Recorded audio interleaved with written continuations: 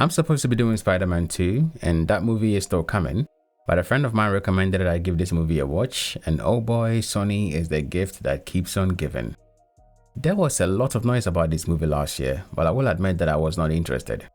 You see, 2024 was an incredibly terrible year for comic book movie releases, and I dare say that the films that were released that year will not make it to anybody's favorite film list.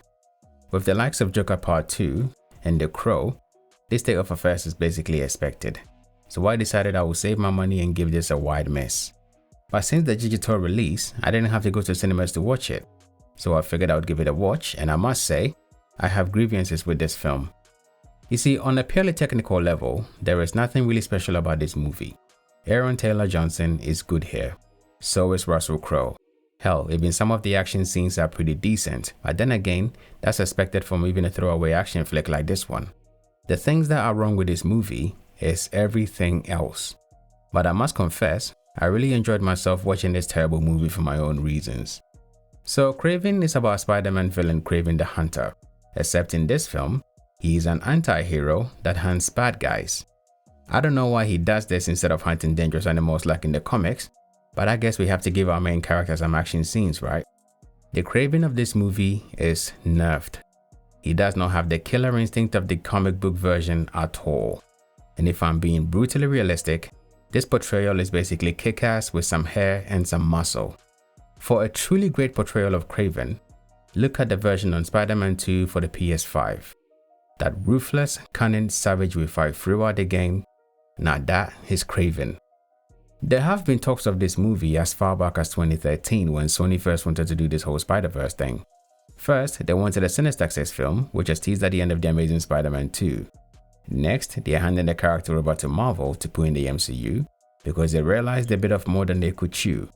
Then out of nowhere, they are doing this whole Spider-Verse thing again, led by Venom, then Venom 2, and then there was Morbius and Madam Web. And I don't need to convince you how shit these movies are, especially the latter two. So I guess they truly learned nothing when after all this time, they decided to release this movie last year.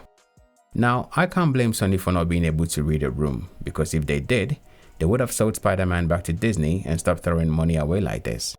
But their mistake is my content, and I will be diving headfirst into this movie. So let's begin. So at the beginning of this movie, Kraven is ushered into a Russian prison where he is apparently there hunting this Russian mobster. He gets his chance by beating up his henchmen, which impresses the boss enough to invite him for a one-on-one talk. But unfortunately for our goons here, Kraven is only there to kick ass, take names, and stab jugglers with tiger teeth. This movie is rated R, and there is strong and bloody violence here, which I normally do enjoy. Deadpool is one of my favorite film series and it's mostly about stabs and headshots most of the time, and I do love that. But here, the violence just feels tedious, and it mostly stems from the fact that the movie takes itself too damn seriously. Before every action sequence, everyone has to have a mean mug on their face and deliver their lines like they have been constipated for weeks and have to take a serious shit. Maybe it's the whole Russian gangster trope in this movie, but this film has more mob tattoos than Eastern Promises, and that film was just about the Russian mob. So after this opening scene, we get a glimpse into Kraven's youth, and it begins with his dad telling him and his brother that their mother has committed suicide, and it was because she was weak and sick in the head. I mean, Russell Crowe's character is not the sensitive type, but fucking hell. Your kids just lost their mother, and that's your contribution to their grief? How is that for parenting? When the kids inquire about their mother's funeral, he tells them that people that commit suicide don't deserve a funeral. Now, I will admit that this is prime arsehole behavior. But he could have gone too far, right? He could have put the Raven from The Exorcist. Your mother sucks cocks in hell. And that would have been going too far. But instead of a funeral, he takes Kraven and his brother to a safari hunt where Kraven is mauled by a lion the size of a rhino and saved by voodoo magic courtesy of a girl named Calypso. No, I'm not kidding, that's the explanation for Kraven's power here. He becomes the most dangerous hunter in the world, not because of relentless training to build and perfect his skill and sharpen his craft like in the comics. He gets his skills here because of lion bites and voodoo magic. Yeah, that seems legit. But all jokes aside, the one thing this movie does well is give a compelling origin story to a character who can seem one note and flat even on the comic book page. His desire to fight poachers, his desire to protect his little brother, and his absolute determination not to be like the piece of shit his father is, can be considered a cliche, but it's well done. And I don't think this film would get half as much ridicule as it does if that was the essence of the movie, but unfortunately, it's not. This film is mostly about showing how shitty human beings can be when it comes to the harm we do to our environment. And sure, I'm all up for that, mate. But the solution the movie proposes here is that it's okay to gut them like fishes while biting off their noses too. Because I'm sure the people really benefiting from this kind of illicit trade are these goons with guns and not the big money people hidden in the shadows.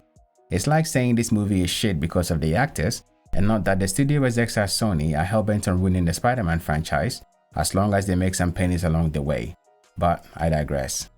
So because it's all about loving animals now and hating the bad men, Kraven starts hunting poachers, traces one to his boss and kills them both. He discovers the convenient business book that shows how much evil things they are doing and decides that the best way to help the world is not to give this proof to the authorities, but is to hunt them all down and kill them all. Unfortunately, this then brings him to the notice of the Rhino, whose business partners are the people that he has been killing. This then means that Rhino now has to go after Kraven as is expected, and his big idea is to kidnap his brother and set a trap for him, which Kraven springs and kills most of his men. This then leads to our final showdown between Kraven and Rhino, where more goons are brought for the slaughter and fire is set to innocent trees and plants. Rhino then turns into bad CGI, throws a truck around and fights Kraven. He is defeated when Kraven impales him on his side with a metal pole through the only convenient hole the filmmakers decided to give him on the seemingly invulnerable skin. I think someone should have told the filmmakers that referencing how Nomak, the villain from Blade 2, dies does not do this movie any favors. It just makes us want to watch something that was actually done well again, but I will rest my case for now. Now, there are too many issues with this film that if I wanted to be very nitpicky about, I could do all day, but nobody has time for that. Instead, I will highlight the most glaring issues of this film that annoys me to no end because a movie with this kind of budget should not be making that mistakes in the first place.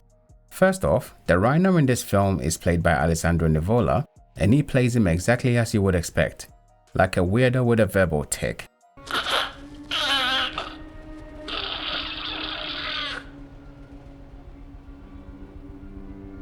Nikolai is a tough old bear. Frankly, for all the screen time that he gets here, he's not even half as memorable as Paul Giamatti in 2014.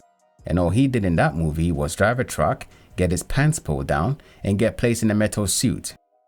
Maybe they should have given him more head tattoos instead of making him a cross between Mark Zuckerberg and Pollock's Troy from Face Off.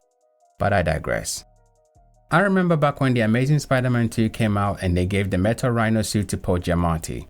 Most people were making fun of it for not being comic accurate. Well, in this movie, they make him the typical rhino that is seen in the comics, and you know what? I want that metal suit back because the CGI is god-awful. I don't know how you got from this design to this poor concept into this full-blown fucking awfulness, but come on Sony, it's like they're not even trying anymore with these Spider-Verse films. The ADR and voice dubbing in this film is also atrocious. There are so many scenes in this film where it feels like the actors have forgotten their lines and it has been replaced in post. The mouth will be moving in a weird way to the audio that's being heard, and it feels like these characters have been possessed by the ghost of puppet masters past. I know ADR and dubbing is a normal part of the post-production process of filmmaking, but for such an expensive film, it is done so sloppily here. I was half expecting a boom mic to make an appearance in some scenes. A major problem of this movie is the fact that it has a lot of tell-done show, and it mainly stems from the fact that there are too many characters here, and most unfortunately are just here to get killed by Kraven. The Foreigner, a dumb name for a supervillain if you ask me, vomits his life story and motivations out to the Rhino like he has had too many beers and he can't hold it in anymore. Calypso braves about being from a line of strong and empowered women like it is in 2025 and we haven't been hearing this message since 2015. I swear, I am getting tired of these fucking movie tropes. And lest I forget, there are symbolism here in this movie. By the end of this film, Dimitri is on stage singing the song, "I'm going through changes." And this is before he reveals to his brother that he is now the boss of his father's operations and he has superpowers now. That scene with Kraven's head imposed on Dimitri's body is goofy as hell. I mean, he is supposed to be a chameleon, right? A master of disguise. So who in their right mind is going to believe that the tall, well-built hunter has now regressed into a skinny average height man. And apparently he got his powers from the same doctor who gave Rhino his powers. Right. I mean, what? So why is it that in this movie, everybody gets given superpowers like they have been for a tooth checkup with their dentist and it's the complimentary lollipop? I mean, hell, if having superpowered people around is that easy, then why bother with normal goons? Is it just so that you can have easily disposable people around who will end up butchering like the cow from Apocalypse Now? But I digress. And finally, you know how in Captain America Civil War, Cap pulls down Bucky's helicopter and holds it in place with one arm in one of the coolest scenes in that movie? Well, Kraven has a version of it here, except he uses a cargo net and he throws it like he's deep sea fishing and the helicopter is a whale. This scene is ripped off so poorly I felt tedious watching it. Why the fuck would you go there when you can't match the stakes, Kraven? Please stay in your lane next time. So the final question is this. Is this movie as bad as a 15% rating on Rotten Tomatoes? No, it's not. I tend to think that most critics just hate review films like this because we live in an era where we have many great comic book films for references. So a movie like this, which let's be honest is only a cash grab, pisses them off enough to rip it to shreds. Plus, Rotten Tomatoes is basically like IGN at the moment. It's essentially pay for play on most films. I wouldn't trust them if they told me that the sky was blue without looking up to check myself. IMDb has a better rating system here for this movie and it stands at 5.5%. This movie is not Madame Web and its incredible shittiness, but the problem is, Madame Web is fun to watch for the horrific mess that a movie worth 100 million manages to achieve. Now, if only the CGI flat chest for Sydney Sweeney were what a jeans advert were about, but I digress. This film is mid, and I think that's the biggest crime it commits because if they had really cut loose, we could have had something really special here. Think Sympathy for the Devil with Nicolas Cage. Kraven and Calypso are both supervillains. This movie only works if you perceive his actions from the point of a villain killing villains like John Wick.